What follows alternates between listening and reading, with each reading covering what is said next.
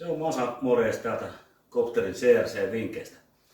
Uusi Kopterilehti on just ilmestynyt, se on tilaajilla ja se on lehtipisteissä. Ja tässä lehdessä mä esittelen tämmöistä ainetta kuin Electro Cool Pro, eli tää on kylmä spreitä. Ja tää työntää lähes 50 astetta pakkasta sinne missä sitä tarvitaan. Tässä lehdessä mä näytän muutamia vinkkejä, kerron missä sitä voi käyttää ihan konkreettisesti noissa harrasteajoneuvo asennuksissa.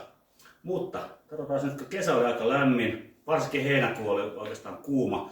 Ja varmaan ajellessa tuli mieleen, että olisi nastaa, jos juomia saisi pysymään kylmänä reissussa jollain konstilla. Niin mä teen pienen testin tällä, että jos viilennetään, tai ainakin, että saataisiin pysymään juotavat vähän kylmempinä, vähän pidempään tuolla tien päällä. Katsotaan mitä tapahtuu.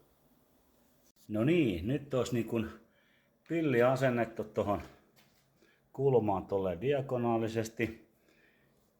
Juomia on täytettynä kylmäaltaassa. Ja mittarin elohopea näyttää tällä hetkellä pikkasen vajaa 20, aika lähelle 20, eli tää huoneen lämpötila.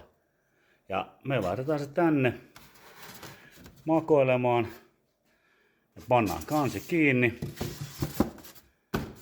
Ja sen jälkeen sitten aletaan asentamaan pilliä tähän sprayihin. Ja sitten mä rupean työntämään pakkasta sinne sisälle ihan tällä testimääräisesti. Katsotaan pikkuhiljaa. En mä uskalla ihan kauheita kerrallaan laskea sinne, mutta me voidaan kohta katsoa mitä mittari sanoo, kun sinne on vähän laskettu.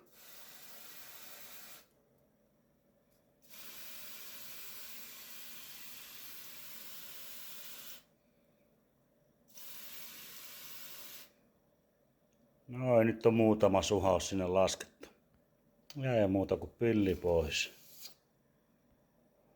Sitten voidaankin katsoa miltä sisällä näyttää, onko viilentynyt laatikko.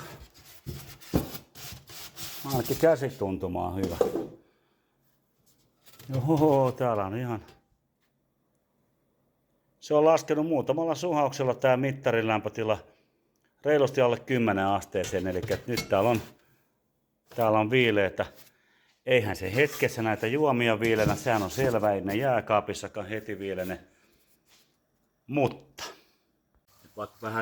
vaikka vähän onkin tällaista suppurasta jo, niin ei anneta periksi. Pidetään juomat kylmänä ja toivotaan pitkää ajokautta, että se jatkuu vielä. Ei muuta kuin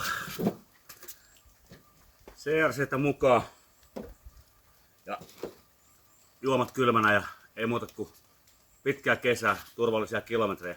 Ottakaa hei kanava haltuun, seuratkaa sitä ja klikatkaa vähän peukulla kanssa. Se on meille tärkeää.